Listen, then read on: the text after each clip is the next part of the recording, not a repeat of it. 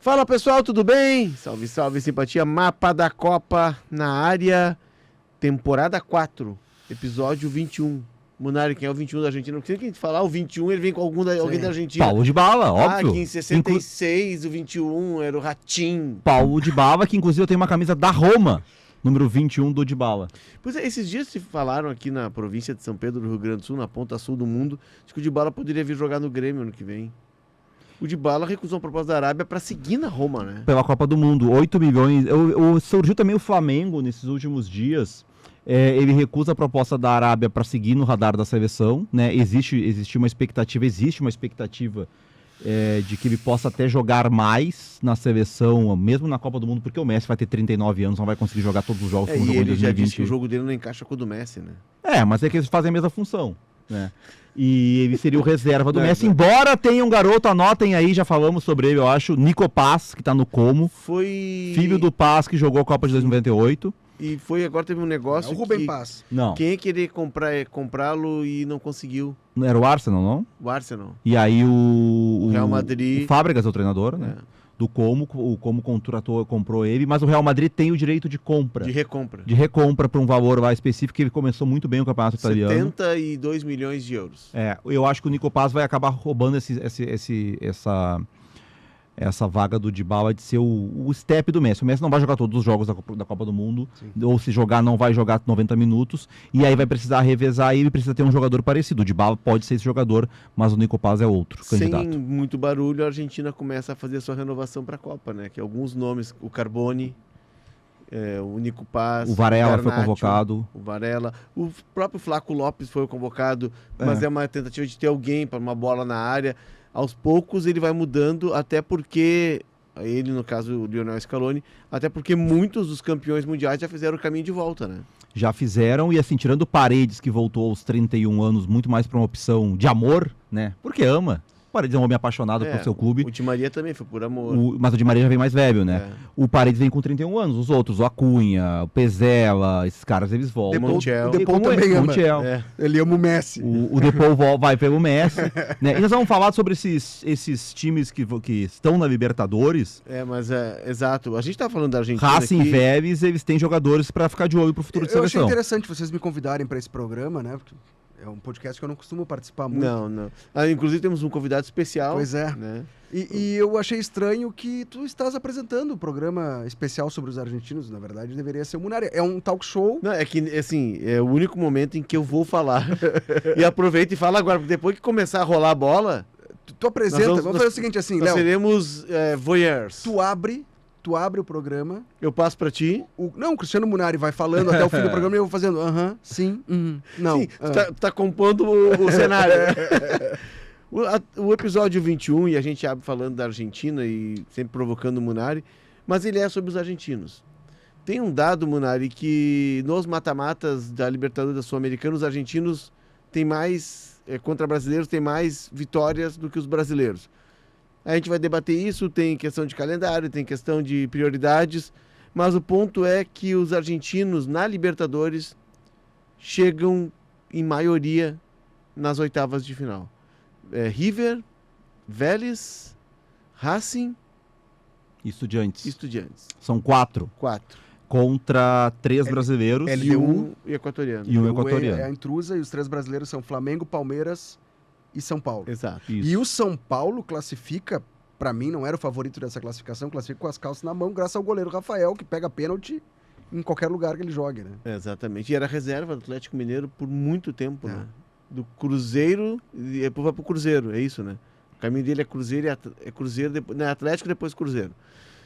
Vamos chamar nossa rota, que a gente vai entrar vai mergulhar nesse papo.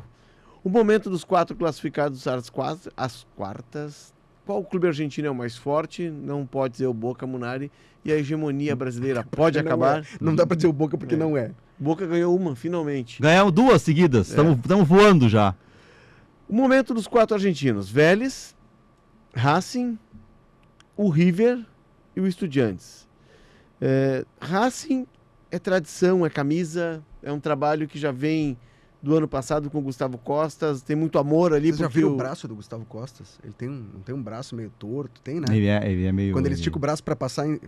Fecha em mim a câmera aí, ó. Quando Fecha ele em mim que eu estica vou chorar. o braço pra dar instrução, o braço dele faz uma curva pra cima. Presta atenção. Ele tem um braço, acho que ele quebrou, sei lá. Gustavo Costas, que era zagueiro do time do Racing, que havia ganho o último título continental, que é uma Supercopa, né? Supercopa em cima do glorioso Cruzeiro de Minas Gerais. Eu acho que aquele Racing tinha o Churrasqueiro Garcia, que depois veio jogar no Inter. Jogar não. Veio comer churrasco aqui em Porto E Alegre. depois abriu uma churrascaria, não? Não, O essa é Churrasqueiro Garcia, um atacante, Cláudio Garcia, um atacante camisa 7 do Racing. Sim, o Cláudio é o Turco, Garcia. O É Turco, verdade, tem o um Turco cara. Garcia, eu acho que sim. Pedi pra colocar depois na nossa live, Isso. nosso vídeo, o braço do Gustavo Costas. O Gustavo que dá Costas que tá pra captar? bastante Acho que não, né? questionado, tá? Não. Porque o Racing não vem jogando. A gente já vai falar sobre os times agora? Ou tu vai Passa ter, pro Rafael. tem abertura ainda? Não, já foi. Não, porque assim, o Racing, ele foi nos últimos tempos o grande argentino algoz dos brasileiros, né? O ano passado ele elimina o Atlético Paranaense, o Corinthians e ganha a final Sula, do né? Racing na Sul-Americana. americano. E aí ganha a Recopa em cima do Botafogo. Só que o Racing, ele diminuiu bastante, ele perdeu o Quinteiro, que foi titular no título da Sul-Americana, saiu. Salas. O Salas agora foi pro River, o River pagou a multa do Salas, contratou, então tem essa diferença econômica dentro da Argentina mesmo, né, do River tirar um jogador titular do Racing. O Vieto, que começou jogando como titular, acabou tendo lesão, o Vieto não consegue engrenar. Veterano, né? Rodou o mundo. Tava no Alcacia e voltou pro Racing. Que foi o primeiro substituto do Juan Quinteiro. E o Racing não vem jogando bem. O Racing no final de semana levou 4-1 do Argentinos Júniors, né? Ele caiu, foi eliminado em casa pelo... Platense na apertura. Mas ele tá bem nas Copas, né? Mas ele tá bem nas Copas, mas ele ficou devendo desempenho contra o Peñarol, né? O jogo de ida aí no Uruguai foi terrível. E o jogo de volta... Com gol aos 35 do segundo tempo. Com um pênalti bastante forçado pela arbitragem. Embora eu acho que o gol do Rojo anulado foi meio parecido, assim, que antes que tem um toquezinho e eles anularam o gol do Rojo e depois deu um pênalti parecido, Aliás, assim. Rojo, Pênalti de que não VAR. pode... ser É o chamado- Marcos. Que não posso chamar de Rojo, né? Porque Rojo é independente, então Sim. a camisa dele é Marcos R. O Marcos R, que não pode jogar pelo clausura argentino, porque a Argentina é estranha, né? Ele foi contratado... E nem pode cruzar com o Ele Marquezinho rescindiu o também. contrato com o Boca e ficou livre. Isso no mercado brasileiro torna um jogador livre. Só que na Argentina era um prazo, acho que era até 24 de julho. Aí o Boca teria que refazer a rescisão, reincorporá-lo e vendê-lo pro Racing. Aí ele poderia jogar pelo Racing o Campeonato Argentino. Então ele só joga as Copas, o Marcos R. O Marcos R. Rojo. Então... E nesse jogo, o Racing Peñarol teve uma assistência do Arezo, não sei se vocês viram Sim, o lance. Sim, no peito, jogo de Que ida. não é uma assistência, né? Eu tenho muitos amigos uruguais, e aí um deles ficou empolgado. Olha aí, ó, o Arezo saiu do Grêmio e já deu uma assistência na Libertadores. Fui olhar o lance, eu não tava vendo o jogo, fui olhar o lance, cara, é um peitaço de madeira que ele dá na bola, a bola sobra e aí o É que Peñarol na faz o verdade gol. não foi nenhum cruzamento, é uma bola jogada para a Jogada área, na área. e ele antecipa o zagueiro com o peito. Isso. Mas ele a tenta bola dominar, escapa, a bola ela escapa dele, e aí serve pro Terans, Isso, da veterana. Davi Terans que faz o gol. Mas enfim, é um Racing que perdeu jogadores importantes. Eu vi uma entrevista do Sebastián Saja, ex-Grêmio. Sim. Primeiro goleiro artilheiro da história do Grêmio, né? Fez um Aliás, gol contra o O Figueirense. Racing tem dois dirigentes E o presidente é o Milito. Milito e o Né, O presidente é o Gabriel Milito. substituiu o Blanco. Gabriel né? não, o Diego, né? Gabriel é o treinador. Gabriel é o treinador, que substituiu o Blanco, que é o presidente histórico do Racing, o cara que reorganizou o Racing. Teve o Milito como diretor esportivo. Agora o Milito foi eleito presidente e o Sarra, que saiu do Grêmio, acho que ele sai do Grêmio e vai pro Racing. Ele chegou a trabalhar para jogar assim, ele chega a ser Isso. campeão com o Racing, depois ele vai trabalhar no Inter Miami, ele teve um período no Inter Miami como preparador. Hoje ele é diretor esportivo do Racing. O Racing hoje ele é o terceiro clube argentino em termos de investimento, né? Boca e River tem uma capacidade maior e o Racing conseguiu nesses últimos anos, pela gestão do banco, se consolidar como terceiro. O o Estudiantes teve aí esse apoio, que uma falsa SAF ali que não deu muito certo no começo do ano, né? Foi lá, por exemplo, comprou o Medina, o meio-campista paga a multa do Boca para contratar o Medina, aí depois ia contratar outros jogadores, não chegou o dinheiro, ficou meio mal explicada essa situação.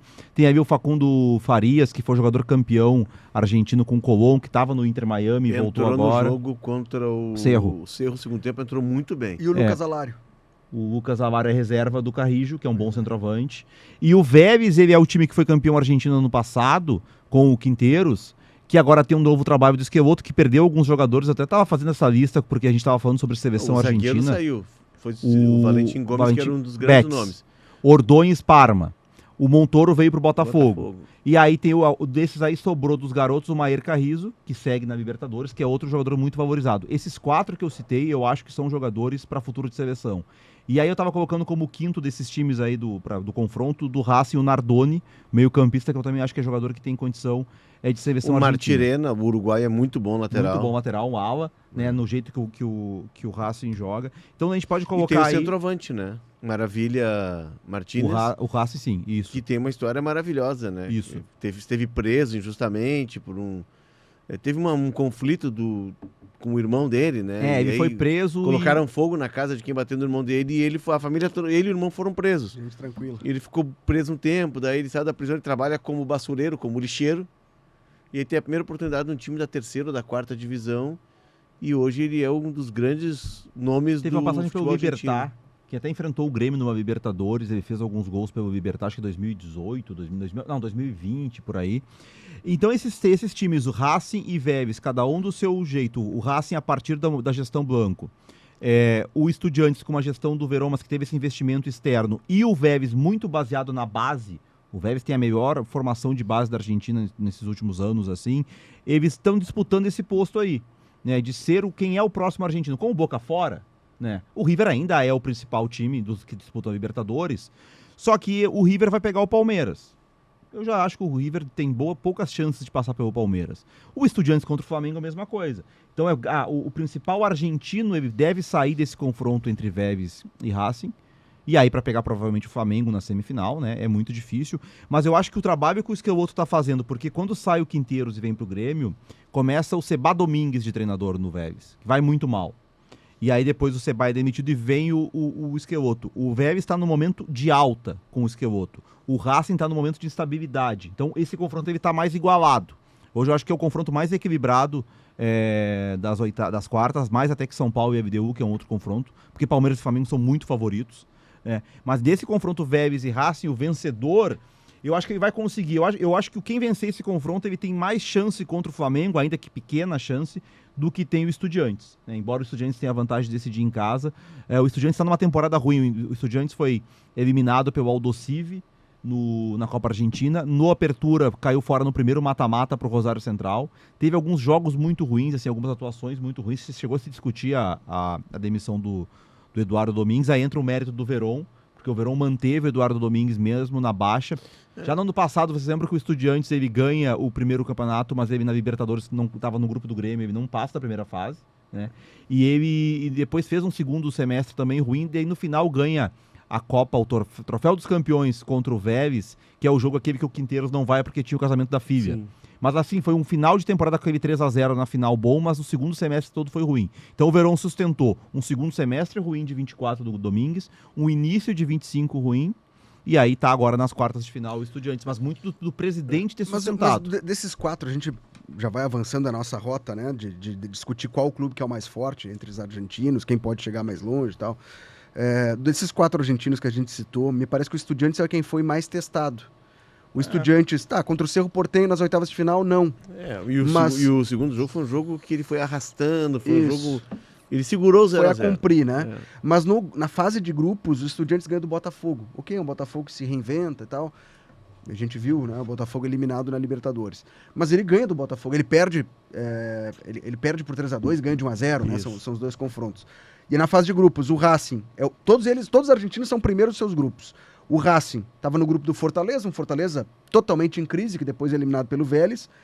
O Vélez no grupo do Peñarol, que a gente viu, né, e fez essas ressalvas, que foi eliminado, treinado pelo Diego Aguirre, mas eliminado pelo Racing. E o River Plate no grupo do Universitário, que Nenhum dos que estavam ali podia fazer frente a eles. É Então acho que o mais testado de fato foi o Estudiantes. Foi o Estudiantes. O River é o melhor, é o mais rico, é o que compra as contratações de meio de ano. O River vai, por exemplo, o River vai no Racing e ficha o Salas Sim. e paga a multa. Então ele é o Flamengo da Argentina. Mas o Gadiardo ainda não conseguiu encontrar o time. A defesa tem 3 campeões mundiais, né? O Montiel, Pezzella e o Acunha. O outro é o Martins Quarta, que o River contratou por 7 milhões de euros da Fiorentina. Que também é campeão mundial. Não estava no grupo. Não estava, mas tinha sido formado pelo River, né? Não, ele era um dos zagueiros convocados, mas acaba perdendo espaço na reta final. Mas é um zagueiro de um nível, de um nível altíssimo para a América do Sul, o Martins Quarta. Mas tu olha a escalação do River, é o Enzo Pérez. É o que volta, o River, né? É o Nacho. Tanto que eles não... neste momento que a gente está gravando, o River está se preparando para jogar contra o Lanús. E esses veteranos, o Acunha, o Nacho, o Enzo Pérez, o Gadiardo nem leva para o jogo. Né? Por quê? Porque são jogadores mais veteranos que sentem o acúmulo de jogos. Mas a volta do Quinteiro também para o River, né? Quinteiro, foi estranho, mais um. A forma como o River classifica também deve ser decepcionante. Eu esperava pelo menos um River dominante nos pênaltis contra o Libertad. O Libertad que tem o Roque Santa Cruz. Isso. Né? Mas, aliás, o Quinteiro deixou uma mágoa no Racing porque ele sai do Racing e volta para e vai para a América de Cali, que tinha um problema familiar que tinha que resolver, mas rapidamente ele resolveu o problema familiar e 6 meses depois ele reaparece no River Plate. O Munari está falando do Vélez, eu acompanho muito o Vélez, até porque a base do Vélez é muito forte, e eu comecei a acompanhar mais de perto o Vélez depois do Apache, a série que conta a vida do Carlos Tevez. Que é muito que é muito legal, aliás, fica uma dica. É formato de novela, não é documentário. Não, é uma formato de novela. E o menino que faz o personagem do Tevez é muito parecido com o Tevez, né? Verdade. Eles conseguiram encontrar. E a base do Vélez, ela é muito próxima de Forte Apache, que é a favela onde morava o Tevez, onde cresceu o Tevez. Que é uma favela vertical, né? Eram prédios e, se não me engano, poderiam morar ali 80 mil pessoas, estavam morando 220. Sim. Né? Uma região muito desabastecida. E o clube mais perto era o Vélez. Então o Tevez jogou um período na base do Vélez. Ele, inclusive, um companheiro dele, amigo de infância dele, que também aparece muito no documentário, que depois acaba se perdendo pelas drogas. Inclusive. É assassinado. Mas ali eu passei a acompanhar. E o Vélez acaba de inaugurar o seu novo centro de treinamento para a base. Instalações de primeiríssimo nível, assim. O time do Vélez, que fez sucesso com o Medina, já tinha uma base forte. O Vélez do Bianchi já tinha muita gente da base, né? Martin Posse. O Vélez nunca teve uma capacidade financeira grande para fazer investimentos. Sempre trabalhou na organização. A gente vai lembrar que no time de 2011, quando o Peñarol vai para a final, elimina o Vélez na semi, já era um Vélez forte. O Vélez teve ali naquele período dos anos 2000, que fazia melhor campanha e depois perdia. Quando o Inter foi campeão em 2006, o Vélez faz melhor campanha. Foi a melhor campanha. E em 2007 o Inter cai no grupo do Vélez e toma 3-0. Que é o jogo do Abel que vai pra dentro deles. Tinha Escudeiro. Escudeiro ali depois vem pro Grêmio. E o Vélez naquela Libertadores acaba caindo pro Boca, que é o Boca do Riquelme, que o Boca faz 3-0 na Bomboneira, mas que tem a expulsão do Gato Sousa, que ele dá um chute na cara do Palácio. Que ele vai sair, ele sai, a bola aqui que ele sai, e quando ele pega a bola no alto, o pé dele, por coincidência, né? Bate no rosto do. Mas teve no Grenal, isso aconteceu num Grenal, não foi? O Renan mas o Renan no Rodrigo Mendes. Mas aí o Renan foi mais embaixo, né? Foi mais embaixo mesmo. Foi no rosto. E aí o Boca faz 3-0 no jogo da ida na Bomboneira. Na volta o Boca faz 1-0 com o Riquelme e o Vélez vira para 3-1. Não ficou um gol, porque na época tinha o gol fora, teria que ter feito 5-1 para passar. Mas assim, era um time que bateria de frente com aquele Boca de 2007. Só que deu a expulsão do goleiro na ida, que abriu o caminho. Mas assim, 2006, 2007 teve times bons, 2010, 2011 teve times bons. Aí teve um período que estava ameaçado do rebaixamento, 2 temporadas atrás. E aí foi sem dinheiro, aposta na base. Aí consegue ir bem, um pouquinho, o 22 vai bem com Medina na Libertadores, ganha o Campeonato Argentino ano passado, esse ano tá de novo com... Com Medina ele vai à semifinal, né? Cai pro Flamengo. Cai pro Flamengo, daí sendo goleado, mas é uma boa campanha, né? Sim. Teve um ano que caiu pro Barcelona de Guayaquil, 21. 22 perde pro Flamengo a semifinal, 21 tinha um time bom, que cai pro Barcelona de Guayaquil também num jogo meio estranho, porque tava ganhando na Argentina de 2-0, aí toma o gol assim no final, fica 2-1 e vai jogar em Guayaquil e perde.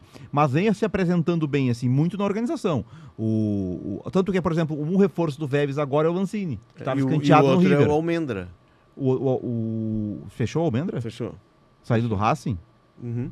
Então, ele tá tentando contratar, ele não tem capacidade. O centroavante é o Brian Romero. Sim. Né? E Passou perdeu o aqui pelo Montoro pro Botafogo. Essa perda do Montoro, assim, porque se tivesse Maher Carrizo e Montoro, os dois juntos... Porque o Montoro é o substituto do... Do Thiago Almada. Do Thiago Almada. É. E eles já lançaram, só nesse semestre, o Arias, que é outro menino, e o Andrada. Mas olha o nível que a gente tá citando, né? O Lanzini. Que time do Brasil o Lanzini jogaria? O Lanzini é parecido com o Romero que o Inter trouxe. Pois é. Então, Tá sabe, nesse nível, assim. o Estudiantes vem aqui e busca o Alário, que é reserva, mas é o tipo de contratação que os clubes argentinos conseguem fazer.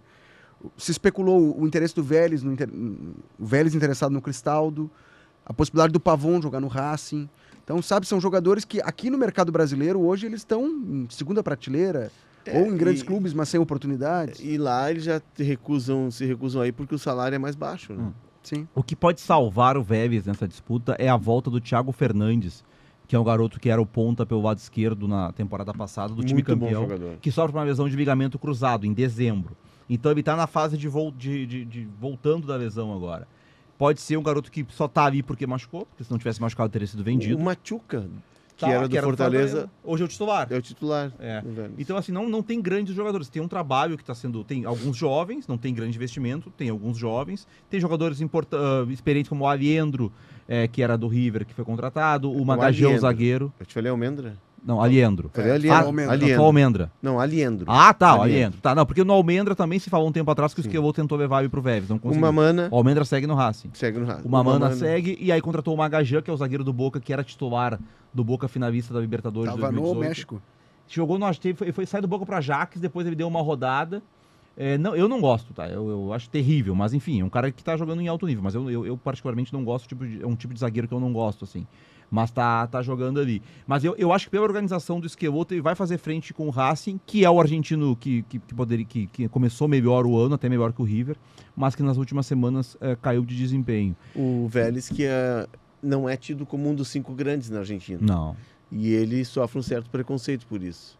Porque ele tenta se imiscuir entre os 5 grandes, transformar esse grupo nos 6 grandes. Mas há uma rejeição e se fala muito que o Vélez, do que se fala quando conversa com o torcedor do Racing, do Independiente, do River, do Boca, ou do São Lourenço, é um time de bairro. A torcida do Vélez não enche de uma linhas. Kombi. Mas é uma torcida numerosa, é do bairro, mas é numerosa. Só que estão falando de um campeão do mundo e campeão da América. Né? Não, que foi treinado pelo Bielsa, né? Pelo Bielsa também. O Bielsa Bianchi... volta do México, depois do Bianchi, né? Ele volta do México, ele estava no Atlas e ele assume o Vélez e leva o Vélez ao campeão. Ele é campeão Campeonato argentino. Ele é campeão argentino em Um dos 97. poucos títulos da vida do Bielsa. Ele tem os 2 títulos com o Nils em 91 e 92.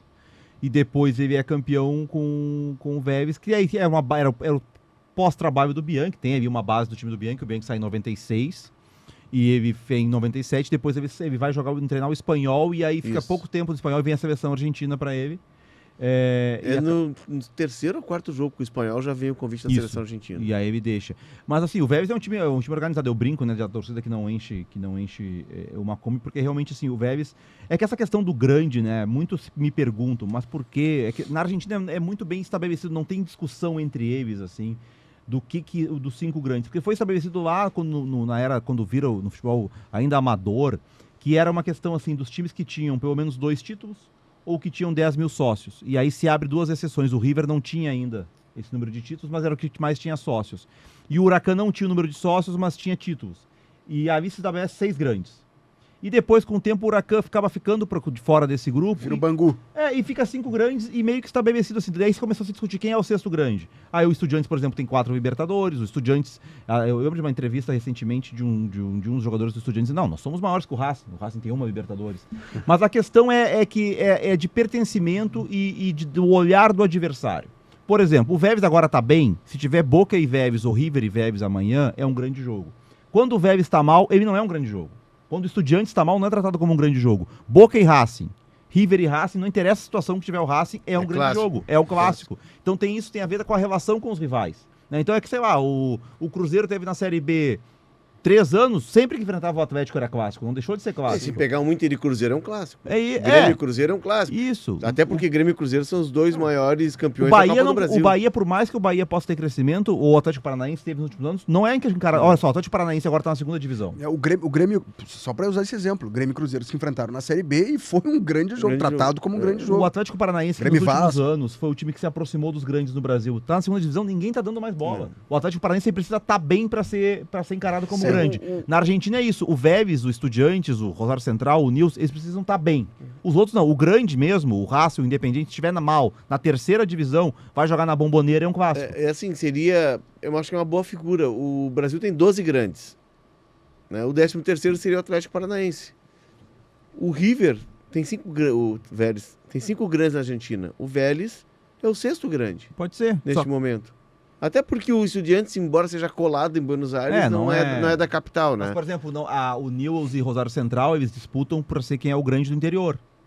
Né, uma hora eles não tentam ser clube grande, eles aceitam isso. Então, há um entendimento nessas torcidas mesmo tradicionais que eles não são grandes. Né, até que, às vezes, como diz, a arbitragem rouba para os grandes. Eles entendem isso. Né? É um conceito argentino, assim, não se discute muito mais lá internamente. Às vezes há uma reivindicação do Estudiantes, eu sou maior que o Racing, mas ele entende que tem 5 grandes. Do Vélez querer ser o 6º. Se querer ser o 6º. E o Huracan. Qual é o clássico do São Lourenço? O clássico do São Lourenço, a rivalidade é com o Huracan. Inclusive, estamos gravando na segunda, no sábado, às 14h30, tem São Lourenço e Huracan. Que são vizinhos de bairro, né? Que são vizinhos. Porque as rivalidades em Buenos Aires elas são muito ligadas a isso, a proximidade. Por exemplo, o rival do Estudiantes em La Plata é o Rinazzi nunca ganhou nada. Tem um título em 92 da Copa Centenário, mas o Estudiantes, mesmo sendo tetracampeão da Libertadores, campeão mundial, é o clássico Estudiantes e Rinazzi. Contra o Lobo. Contra o Lobo. Mas eu estive no 90 e... Minha primeira viagem para fora aqui na RBS, 97, Grêmio e Vélez pela Libertadores. E era o Vélez ainda da base campeã da América. Então tava o Chilavert, por exemplo, jogando lá.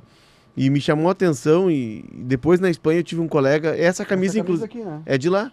Eu comprei lá, nessa viagem. Essas duas, a do River e a do Vélez. E eu tive um colega agora na Espanha que é torcedor do Vélez. O irmão dele jogou na base do Vélez, depois se profissionalizou. É muito torcedor do Vélez.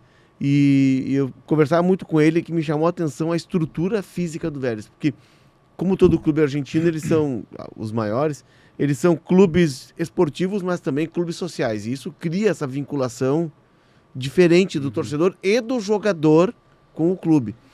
E o Vélez, por exemplo, a sede dele, a sede social, é do lado da autopista. Então, embaixo da autopista tem quadra de basquete, quadra de vôlei, quadra de futsal. Eles ocupam o espaço, a autopista fica como um teto, né? E é um clube, parece um clube europeu, assim, a estrutura, tem uma confeitaria dentro do estádio. O Amalfitani que, por exemplo, foi endereço de um dos grandes shows da carreira de Fito Paz, né? Ah, verdade. Um show gigantesco, com 40, 50 mil pessoas, foi no José Amalfitani. É um clube estruturado e que agora parece ter olhado de novo para sua formação, para sua base e está tendo resultado, porque tu vende num espaço de 3 anos, tu vende Valentim Gomes, tu forma, lança e vende Valentim Gomes, Almada e agora o menino está no Botafogo, o Montoro. E o Carrizo é um cheque em branco. O Maher Carrizo é um jogador, isso aí fazendo gol, fez o gol contra o Fortaleza. Tu lembrou bem do Fernandes que está machucado, que foi o grande destaque da conquista do título, né? Que seria vendido. Então, assim, é um time que trabalha muito bem mesmo. A base o Almada é jogador que o Almada já vem sendo titular da seleção argentina. Né? E o Almada, ele começa jogando, eu lembro que tem um Boca que era o Renzi, o treinador do Vélez, que lança ele com 16 anos, e tem um Boca e Vélez que vai para os pênaltis, uma dessas copas, aí tantas copas que eles fazem lá, que vai para os pênaltis numa Bomboneira com 16 anos, e bate o pênalti numa tranquilidade, assim, que tu vê, esse guri é diferente. O Valentim Gomes foi titular da defesa do Medina com 17. Uma Libertadores. Então, claro, aí também é aquela discussão que a gente tem aqui quando a gente fala dos nossos clubes, né, que é bota cedo porque é projeto ou bota cedo porque não tem dinheiro? Muito porque não tem dinheiro. Sim. Né? Tem um zagueiro que 17 anos é promissor, tu não vai conseguir contratar um cara, vai bota pra jogar. Também tem isso, né? Talvez no Boca e no River, tu olha, não, posso contratar. Né? No Racing tem mais uma capacidade financeira maior, embora o Racing também use muitos garotos. Mas o Projeto Vélez, ele é formado como treinador pelo Rubio Vaccari, que ele, quando o Medina assume, quem era o técnico do Vélez que começa mal aquela Libertadores? Agora não vou lembrar. O Vélez começa perdendo para Bragantino e Estudiantes, era o grupo que tinha Bragantino, Estudiantes e Vélez. O Vélez perde os 2 primeiros jogos, demite e o Nacional do Uruguai, eram esses 4 times. Perde os 2 primeiros jogos, demite o treinador, o Vaccari assume de forma interina, que era o treinador do Sub-20, ele que desenvolveu todo esse projeto de formação desses jogadores, e ele consegue a classificação, o Vélez no último jogo ganha do Estudiantes, se classifica, e aí vem o Medina para ter a parada ali em 2000, a parada da pós-fase de grupos. Depois de ser corrido de Porto Alegre. E aí o Medina assume, e aí o Vaccari resolve sair. E aí o Vaccari segue a carreira, treinou o Defensa e Justiça, e hoje é o treinador do Independiente. Até tá bastante contestado lá no Independiente agora o Vaccari, mas chegou a fazer um trabalho bom, eliminou o Boca no torneio, no Apertura agora recentemente, né? Mas o Vaccari, ele é o cara que desenvolveu esse trabalho como treinador do Sub-20, então olha só o tamanho, o cara conseguiu sair depois do Vélez não querer que ele ficasse como treinador principal, hoje ele treina no Independiente. Então era um cara muito competente que trabalhou com esses garotos, né, na formação do Vélez. Um trabalho muito bem feito mesmo do Vélez. Para mim é o argentino que vai estar na semifinal. Eu acho que tem mais chance até de ganhar do Racing. Eu acho que Estudiantes e River não passam. Palmeiras e Flamengo devem passar. E aí a gente já pode ir para o tema da hegemonia brasileira, que eu queria falar sobre isso? Podemos. Só para um registro, o Vélez... E até a gente fez um trabalho na Espanha de governança em cima de um caso do Vélez de 4 jogadores. O Vélez foi jogar em Tucumã, uma partida do Campeonato Argentino, era um sábado, e os jogadores e o retorno era só domingo. E aí uma jornalista começa a conversar, tá no embarque do ônibus, e os jogadores procuram ela no Instagram, o goleiro, que é até bem conhecido, Sosa. E aí começa a conversar com ela pelo Instagram e convidam ela para ir pro hotel. Vai lá no hotel à noite, e ela vai. E aí ela toma um Fernet com eles, só que ela diz que quando ela toma, ela sente que tinha um gosto diferente e ela fica tonta. E esses jogadores abusam dela, né? No quarto do hotel, ela sai de madrugada, procura uma amiga, e no outro dia a amiga, não, você vai na delegacia. O Vélez imediatamente afasta os jogadores, rescinde o contrato com eles, logo depois. E o Vélez trata o caso, cria um comitê de crise, mas é que o Vélez tem uma vice-presidência de assuntos femininos e de proteção à mulher. Espetacular. É espetacular. Então, assim... Que ano foi isso aí? Não. Foi em 2000 e... Nós estamos em 25, foi 2023. Agora mesmo. Agora, recentemente. Chegou uma história em década de 90. Inclusive, um dos jogadores tinha sido uma revelação, um atacante, cabeça raspada, com o Medina, já tinha sido lançado com o Medina, era uma joia do clube. Lembra muito o caso de Berna, aquele, né? Exatamente. E esses jogadores, inclusive, eles tiveram que cumprir prisão domiciliar em Tucumã. Aí os empresários o empresário deles alugaram uma casa num country fora da cidade, e eles ficaram presos em prisão domiciliar em Tucumã, cumpriram pena, mas a atitude do Vélez foi rápida e exemplar, de não tolerar esse tipo de coisa. Mas respondendo aqui ao segundo questionamento da nossa rota, antes de avançar, qual clube argentino é o mais forte? Eu acho que é o River. Eu acho que é o Racing. Mas mesmo assim, a minha opinião é de que é o River, e eu não tenho segurança, como disse o Munari, de que o River vai avançar, até porque o adversário é o Palmeiras. E aí, qual foi o ano que eles se enfrentaram? 2021? Que é o Abel... 20, o ano da pandemia. Abraça o Gadiardo no final do jogo e começa a falar com o Gadiardo, vê que o Gadiardo quer escapar dele. Né? Mas o Abel faz uma retranca sem vergonha nenhuma nos 2 jogos e vai para garantir resultado.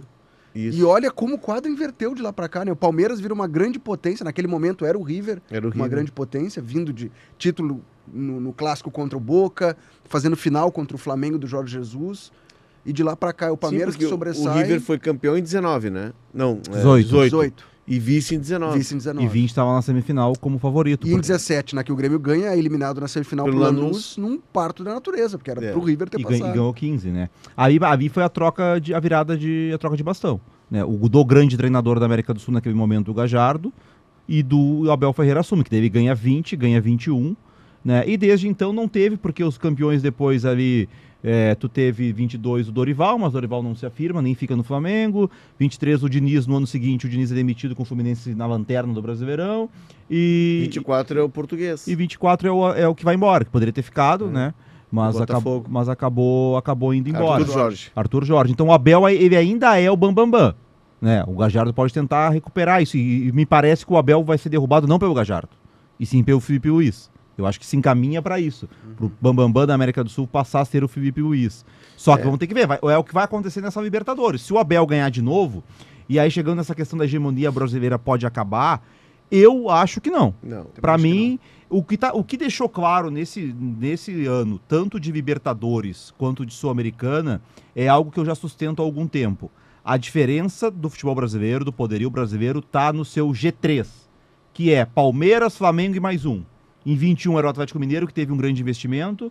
Em 23 foi o Botafogo, que teve um grande investimento. E esse ano me parece que o Cruzeiro vai conseguindo se encaminhar para ser essa terceira força. Embora ano que vem eu imagino que Cruzeiro e Botafogo vão estar fortes. Mas tirando esses times que investem acima do normal, os outros brasileiros que competem, eles competem de igual para igual. Então o São Paulo que está aí, ninguém imagina que o São Paulo vai ser campeão. São Paulo não duvido que ele caia para a LDU, como ele quase caiu para o Atlético Nacional. Se o confronto fosse São Paulo e River, era parelho. Se fosse São Paulo e Racing, seria parelho. Se fosse São Paulo e Vélez, o São Paulo seria melhor, mas não muito. A gente pode ter se surpreendido daqui a pouco com o argentino chegar na final e é um jogo, sai campeão. Vai ter um confronto de argentinos ali, Vélez e Racing, então um pode chegar na final. Agora, eu não consigo imaginar isso acontecendo. E o fato que a gente está fazendo o programa de hoje, saudando a presença de 4 argentinos, algo que não acontecia desde 2018. 2018, que foi o ano que a final foi a Argentina. Isso só aconteceu porque nenhum deles cruzou um brasileiro nas oitavas de final. Só o Vaeves com o Fortaleza, que é um brasileiro pequeno, né? Sim. Que é o pequeno. Não, pode ser. Não refazendo, teve um cruzou, gigante. sim. Mas não teve um... Quem eliminou o Botafogo foi até mesmo o Inter, que a gente trata como um time em crise técnica, talvez tivesse cruzado com um Estudiantes da vida, não tinha como acontecer, porque o Estudiantes foi o primeiro do seu grupo. Mas daqui a pouco o Inter passava por esse argentino. Eu acho que esse condicionamento de ter mais argentinos, ele também está ligado ao chaveamento, mas é que esses brasileiros do segundo pacote, eles não são tão superiores, tanto que o Botafogo cai para a LDU. O Botafogo não foi eliminado nem por um argentino, nem por um brasileiro. O São Paulo passou trabalho com o Atlético Nacional. Eu acho que também o Brasil foi prejudicado numa questão do calendário, que esse calendário desse ano foi loucura, o que aconteceu no primeiro semestre, ali por conta do Mundial. Né, isso também ajudou a atrapalhar um pouco. Depois tem a volta, é jogo em cima de jogo. Mas assim, a competição ela tem. Eu estava até dando uma olhada aqui na fase final de 2018, né? Que tem nos mata-matas das quartas de final. Era Boca e Cruzeiro, e aí o Boca passou pelo Cruzeiro, né, o Boca do Esqueloto, que está de volta, era o Cruzeiro do Mano Menezes, né, foi na Bomboneira, armou uma retranca e tomou 2-0. Aí Como assim retranca? Não. Não, mano, não tem aquela expulsão isso. do Gil, quem é que dá uma cabeçada no meu goleiro lá, que quebra a mandíbula do Andrada? É o Gil, zagueiro, não é? Não, como é que é o nome do zagueiro? Aquele, o Dedé. Aí depois, a outra quarta de final era Colo-Colo e Palmeiras. O Palmeiras ganha as duas e vai pegar o Boca. Aí tinha um confronto argentino, Independiente e River, como agora. O River acaba passando, e aí o outro era Grêmio e Atlético Tucumã. Então o Atlético Tucumã era bem mais fraco que o Grêmio faz 6-0 no total, ganha 2-0 na Argentina e 4-0 aqui. E aí as semifinais, elas são Boca e Palmeiras, River e Grêmio, passam River e Boca. Não vai acontecer isso agora. Se acontecer, mesmo que a semifinal tenha 2 argentinos e 2 brasileiros, o argentino que tiver, ele vai estar muito em inferioridade. Talvez o River não. Se o River passar pelo Palmeiras, River e São Paulo, por exemplo, eu acho que é um confronto parelho. Se a gente pegar o universo... Mas assim, nessa época aqui, o Boca e Palmeiras era equilibrado. Sim, muito. E River e Grêmio, o River era melhor que o Grêmio. Melhor. Investimento maior que o Grêmio. Era o Palmeiras... Começa com o Roger e depois o Filipão Depois assume. tem o Filipão. Então, hoje tu não tem isso. Tu não tem... Nenhum dos outros 3 argentinos consegue ter o que o Boca tinha de ser melhor com o brasileiro no confronto, ou ser equilibrado com o brasileiro. Tem um levantamento que até a gente compartilhou no nosso grupo, que dos últimos 27 confrontos entre brasileiros e argentinos nas Copas Sul-Americana e Libertadores, os brasileiros ganharam apenas 5 partidas. Mas a gente está colocando a Sul-Americana. O Cruzeiro, por exemplo. O Cruzeiro abandonou a Sul-Americana. Né? E a Sul-Americana, os confrontos acabam sendo equilibrados.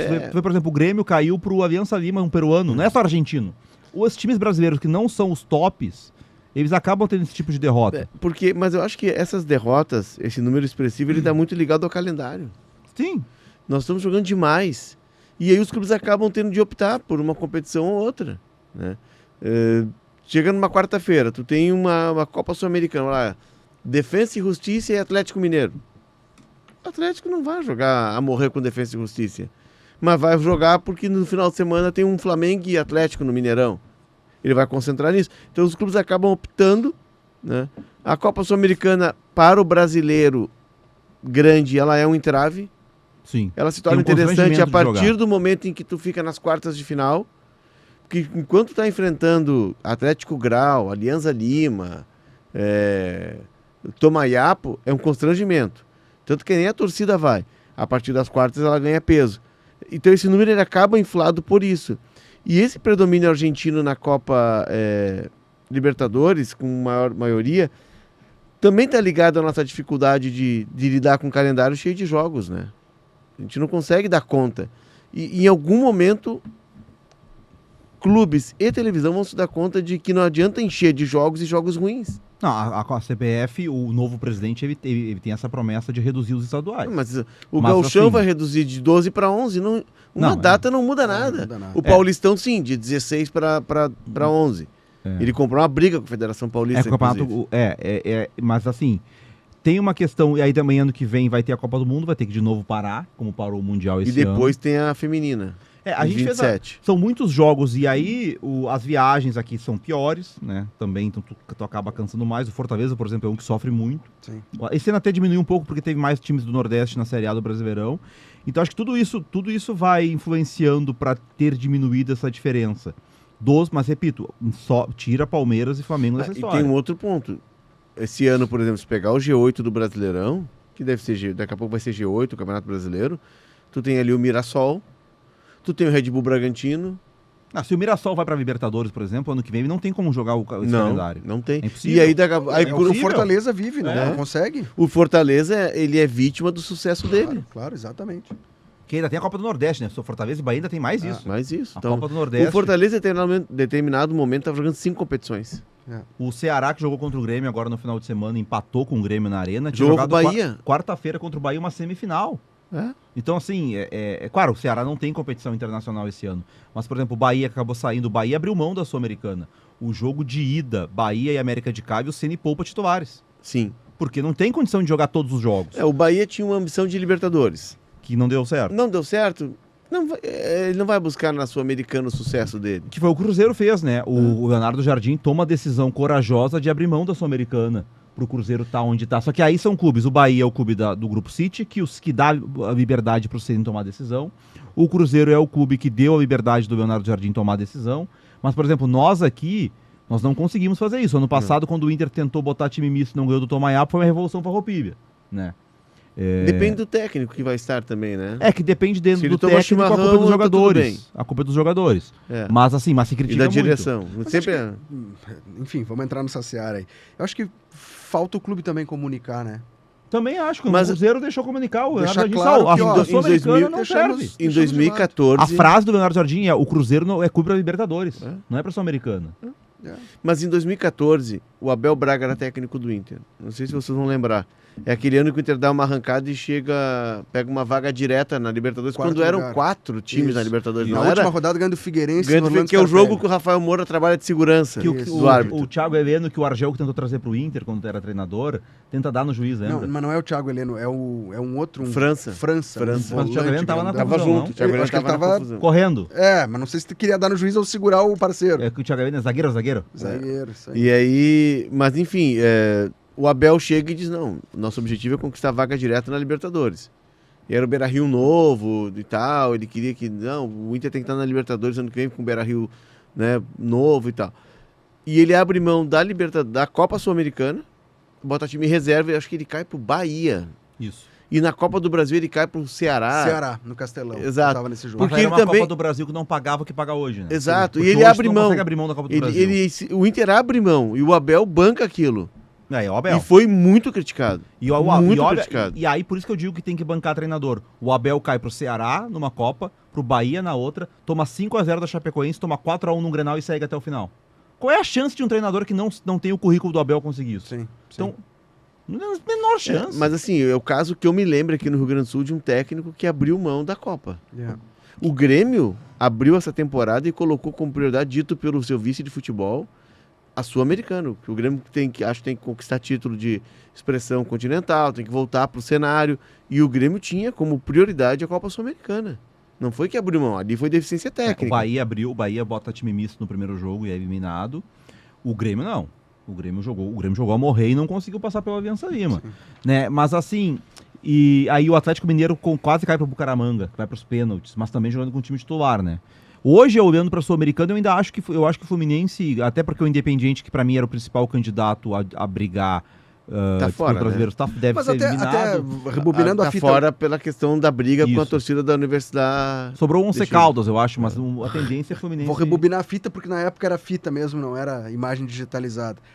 O Inter, que é campeão da Copa Sul-Americana em 2008, também não trata a Sul-Americana com... Ele trata com desdém no início. Sim. Tem o Grenal, que o Inter bota reserva... Não, o Grêmio bota reservas, né? E aí, como era um Grenal, o Grêmio tava brigando para ser campeão brasileiro, o Inter passa.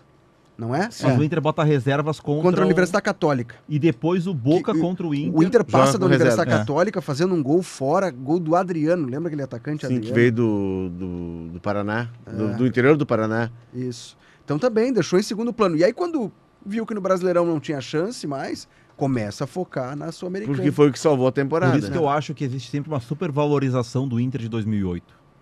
Quando as pessoas falam daquele time, porque pegando os nomes dos jogadores e as atuações na reta final. Mas esse é um para outro debate. Aquele time, e a gente pode até fazer um debate sobre esse time, porque é o último grande título do Inter. Não, tem Libertadores de 10. Sim, é o de 10. Esse tô falando Sim, da Sula de 2008. É que exatamente, esse time de 2008, ele é uma transição do time de 2006 para o time de 2010. O time de 2010 começa a ganhar forma nessa Sul-Americana de 2008. E era uma suba que não valia vaga na Libertadores, né? Não. E tinha fases nacionais para depois entrar na fase internacional. E era disputado no segundo semestre, tanto que esse ano 2008 que a gente falou do Boca, o Boca jogou Libertadores, cai pro Fluminense na semifinal e depois joga a Sula. E aí o Boca não usa força máxima nesse jogo contra o Inter, porque tinha que ganhar o Campeonato Argentino para conseguir vaga na Libertadores de 9. Que é o campeonato aquele que termina com triangular, Tigre, Boca e São Lourenço. Sim. Que o Boca é campeão no triangular. Joga o centroavante Lúcio Figueroa. Esse, não joga o Palermo. Tinha um zagueiro que depois acabou jogando no time principal. O Roncalha. Roncalha. Não, tem alguns jovens, esse time tem bastante jovem interessante, eu não vou lembrar agora a escalação. Mouchi. Depois é titular. Mas e aí tem o Riquelme que pede pra jogar a volta, lembra? O Mouchi é um jogador que o Inter tentou contratar, lembra? Não, tem o outro, Noir. Mas veio o Noir. Não veio, mas o Inter tentou. Ah, então porque era Mouchi e Noir. O Mouchi veio Palmeiras e o Inter tentou o Noir e tal, enfim. Tentou o Noir.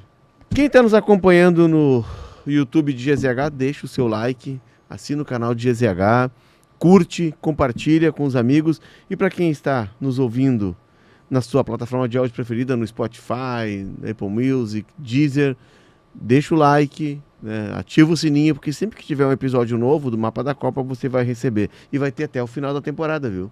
Não é porque não temos mais clubes gaúchos nas Copas que nós vamos abandoná-los. Não, nós vamos até o final. Os clubes gaúchos que abandonaram as Copas. Os clubes gaúchos é que deixaram vocês na mão. Nós não vamos deixar vocês na mão. Loucura, né? Sabe quem que tem agora? Quem? O Conexão Copa. E pela primeira vez na história desse país e desse continente, todos os classificados às quartas de final já foram campeões da América. Não teremos zebra. Não teremos zebra, não temos um infiltrado ali. Ah, não, mas assim, é aquilo que a gente estava falando, né? Se daqui a pouco o Vélez for o campeão da Libertadores, é uma zebra. Ah, LDU.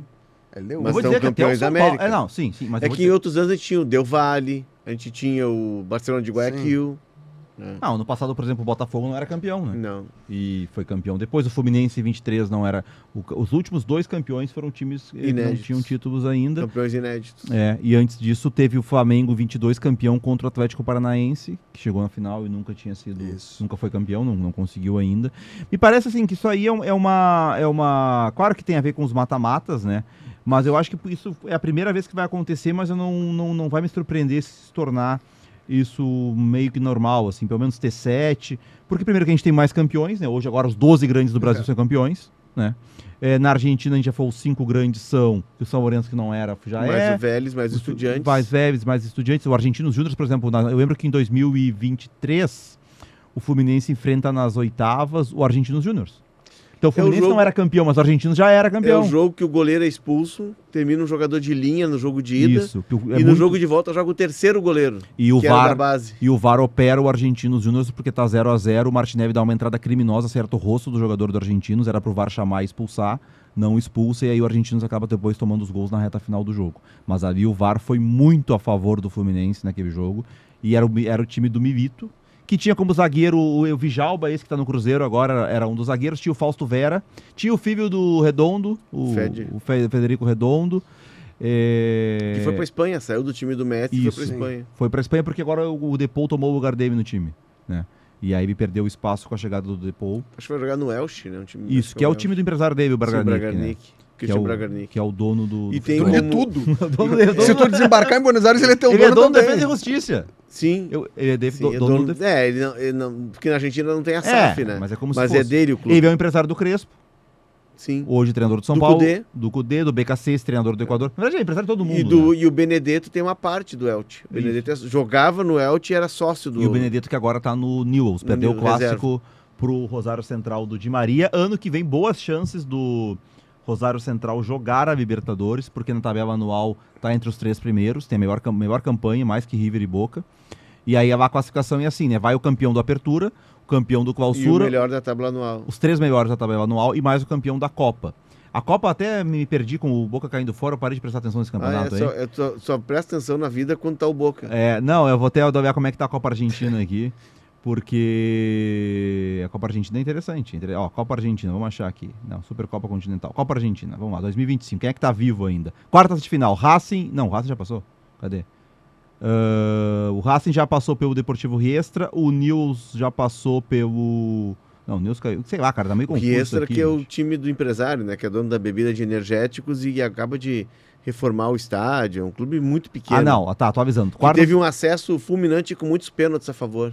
Tem uma Mas coisa... é coincidência. Tem uma coisa maravilhosa lá, que é o seguinte, se joga meio que a Bangu. Então tem um confronto de quartas de final que está definido, 2 confrontos. Tigre e Independiente Rivadavia se enfrentam dia 5 de setembro. Dia 8 tem Lanús e Argentinos Júniors. E aí os jogos entre Racing e Belgrano não tem data ainda, nem Newell's e River. Porque tem a questão de Libertadores e tal, né? Mas assim, tu tem vivo ainda, Racing de grande, Racing e River só. E aí tem esses times tradicionais, o Newell's tá, o Argentinos tá, o Lanús tá. Mas, por exemplo, o River que tá entre os 3 melhores campanhas da Argentina, se o River ganha a Copa, ele abre uma vaga a mais Na tabela anual. Ou pode ganhar até o Clausura, que a gente não sabe quem é que vai ganhar o Clausura. Então lá a classificação vai meio O Racing, por exemplo, ele tá em último lugar no grupo dele, porque são 2 grupos, né? Ele tá em último lugar no Campeonato Argentino no grupo dele. Não, o Racing hoje ele dificilmente vai conseguir vaga se não for pela Copa. É. Né? Dificilmente ele vai conseguir se recuperar. Ou claro, se ele ganhar a Libertadores. E ele né? só está porque ele ganhou a Sul-Americana, né? Isso, porque ganhou a Sul-Americana. Ano Tem mais passado. isso, se algum argentino ganhar a Sul-Americana. Mas enfim, assim, é muito confuso lá a classificação. Né? Por isso que o Boca foi pra pré ano passado. O River é o único time que consegue ser constante, né? O River tá todos os anos. Mas os outros, eles ficam se alternando bastante quem disputa essa competição. A gente já falou dele aqui, mas vamos reforçar o cartógrafo da semana, por favor. Maravilha Martínez. Maravilha. Imagina tu com um apelido desse. Maravilha Duarte. Eu sempre lembro daquele episódio quando o Grêmio contratou o Miralles. Esse aqui é o Miralles.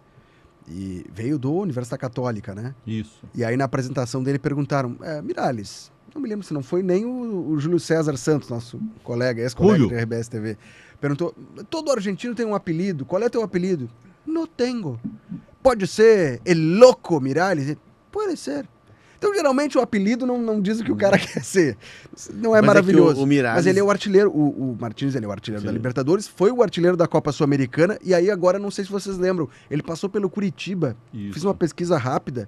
Ele passou pelo Curitiba em 2022, foi treinado pelo Gustavo Morínigo, ele passa pelo futebol paraguaio, talvez isso explique, né? O Morínigo é paraguaio. E aí ele vem pro Curitiba, depois treinado pelo Guto Ferreira. 24 jogos e 4 gols. Olha só. Apagadíssimo aqui, né? Ele fez bastante gols pelo Libertad, né? E é um jogador que despertou de forma tarde pro futebol, muito por essa questão que o El falou anteriormente, né? Que ele teve preso e tal. Ele tem 33 anos, mas é um goleador, né? O cara que sabe fazer gol. Até não vendo um bom momento, ele teve uma seca de gols ali na volta do futebol depois do Da Mundial. Copa do Mundo. Ele tinha feito 2 gols contra o San Martín na Copa Argentina e só voltou a fazer gols agora contra o Peñarol no Campeonato Argentino. É que o Campeonato Argentino do Boca, ele é ruim, do Racing, ele é ruim como um todo, né? Não, é que o Racing tá jogando pouco, assim. Eu tenho dúvidas sobre o trabalho do glorioso Costas, tá? Nós estávamos na zona mista na Copa e aí tinha um influencer do Flamengo, um dos grandes influencers do Flamengo. E ele só falava do Flamengo o tempo todo. Mas quando tinha que entrevistar jogador da seleção, aí ele entrava no tema de seleção. Eu não entendi porque ele estava lá, mas enfim. E tava por conta, né? E tal. E aí daqui a pouco ele foi entrevistar o Rodrigo, daí ele assim, aí ele tava assim, Rodrigo, tu acha que o Flamengo? Daí o Rodrigo olhou pra assim, Flamengo.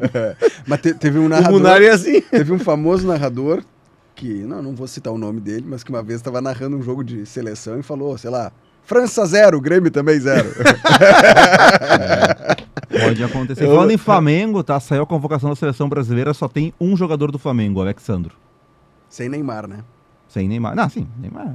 Eu não sei lá. Neymar tomou de 6 outro dia, chorou.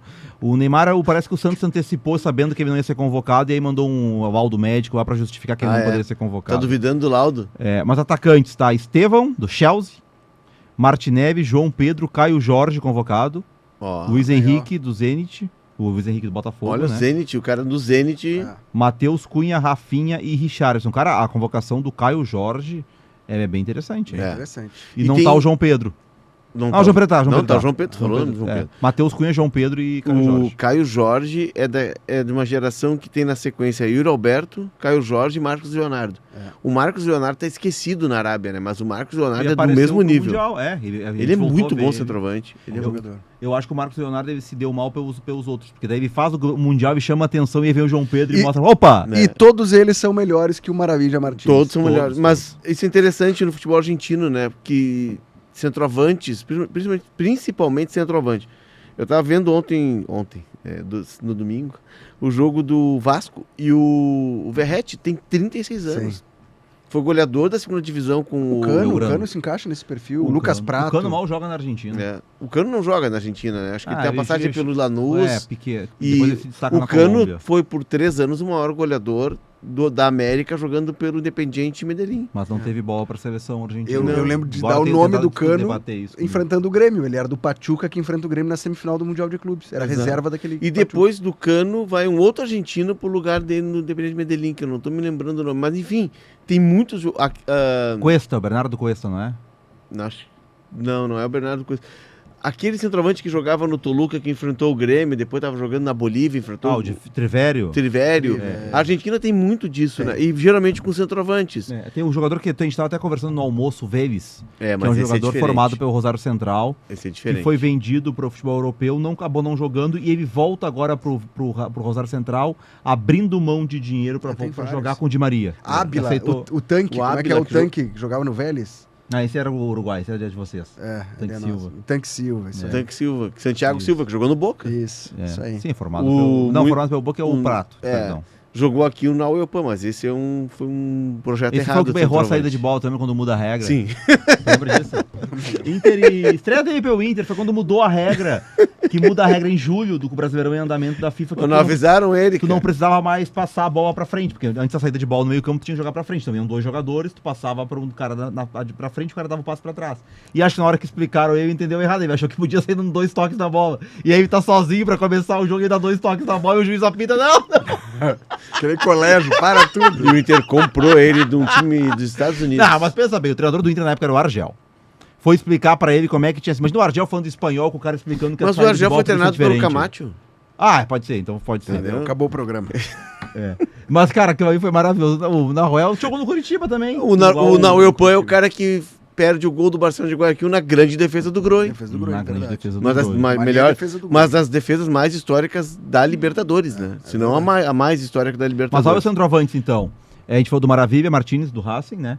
Aí é o Brian Romero, do Vélez. Brian Romero, um dos tantos centroavantes que não funcionaram aí com alguns treinadores. O Driussi hoje é o do River e o Borja, né? O Borja não consegue fazer gol em ninguém, tem mais o Covid. O River hoje tem uma dificuldade de centroavante. E eu falei do Carrillo do Estudiantes, né? Isso. Já falei, é esse aí. E o Alar é o reserva do Carrillo. Então, olha a diferença É. do que os times argentinos conseguem ter. Por A maior grife aí é o Borja. E o River comprou o Borja. Comprou o Pagou Borja. pelo Na Borja. primeira gestão Gajardo, né? Depois ele fica com o Demichelis e segue até lá. Então, assim, aí tu vai comparar com o que Não, tem... é com o Demichelis. É com o Não, Demichelis. o Borja ainda é o Gajardo. Na reta final É? dele. Ele pede o Borja e depois o Borja segue com o Demichelis e tal. E, claro, o grande sonho do Gajardo era o Borré de volta. Né? Até essa altura já nem sei se o Gajardo ligar pra cá se o Inter não libera o Borré. Né? Mas, assim, o River não conseguiu ter. Então, se a gente olha pro centroavante, aí o Flamengo tem o Pedro no banco. O Pro Bruno Henrique, pro Plata. O Palmeiras agora tem o Vitor Roque, que pagou 30 que e poucos voltou milhões. a jogar bem. e Então, recuperou a assim, é confiança. muito difícil que não seja de Palmeiras ou Flamengo o título. Quando a gente olha pra esse tipo de jogador sobraram. assim, é muito diferente. O Palmeiras gastou mais de 600 milhões na janela, acaba de contratar o Andrés Pereira. E não é um River que vem jogando bem, né? Se o River estivesse jogando bem, mas o River não vem jogando bem. Então, assim, eu aposto muito no Palmeiras nesse confronto. Torcerei muito pro Palmeiras, inclusive, que devemos pendurar nas próximas semanas uma camisa do Palmeiras aqui até acabar o confronto de quartas de final. Traga. Porque somos brasileiros. Traga. Somos brasileiros, temos obrigação de, nesse confronto Palmeiras e River, torcer pro Palmeiras, pro Brasil, né? Era só o que faltava não torcer pro Brasil.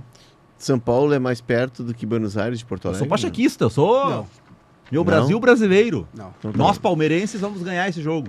A produção é da Janaína Uiri e do Rafael Ramos, que está de volta, fim das férias, hein? O Ramos Só tá a muito Janaína triste, estava né? trabalhando. Eu tô preocupado com o Ramos, cara. É, Eu o não Ramos. ouço mais a voz dele Não, na o Ramos- redação, o mas Ramos dando tá uma abalado, tristeza. tá abalado. O Ramos está abalado. E assim, Impressionante. o que me preocupa, Ramos, é que tem o finalzinho de agosto, setembro, outubro. Menos mal que o Brasileirão acaba agora. Mudou, né? Mudou no meio da temporada, mudou a data. Foi maravilhoso, né? Porque o Palmeiras e Flamengo olharam assim, a gente pode abrir jogar. O Flamengo, principalmente, que não usou de força máxima. A Copa do Brasil, a gente vai ter que escolher uma competição, então a gente vai jogar um time misto. Aí foi eliminado. Agora descobriu que a Copa do Brasil joga depois. Joga do depois. Brasileiro. E quem deu 15 dias de férias para os jogadores durante o Mundial, agora vai ter que dar 30. Como é que fica? Porque vai ter tempo para dar 30. vai ter Termina tempo. dia 8 o Brasileirão. Mas não se surpreenda, Léo, se a CBF aproveitar os 15 dias e antecipar o começo dos estaduais. Por exemplo, Rio Grande do Sul, que Grêmio e Inter não estão na Copa do Brasil, daqui a pouco nós vamos começar em dezembro, Gauchão. Para ter mais datas. Silêncio é minha resposta. A técnica é do José Thiago Lemes e a sonoplastia é dele, o mito, a lenda Paulo Fraga e Rafael Lindemann. Siga o Mapa da Copa na nossa plataforma de áudio preferida, deixe as 5 estrelas, ative o sininho para receber notificação sempre que o episódio novo estiver no ar. Também deixe o teu like na transmissão do Mapa da Copa no YouTube, assina o canal de GZH, ativa o sininho, faz de tudo, barulho, fumaça, grita pro vizinho, bota nos grupos. Tem um monte de grupo, né? Como tem grupo, né? Todo mundo te coloca num grupo, então tu compartilha lá, só pra te cobrar. Quem te colocar num grupo, tu compartilha o Mapa da Copa, tá certo? Até semana que vem, um abraço, tchau.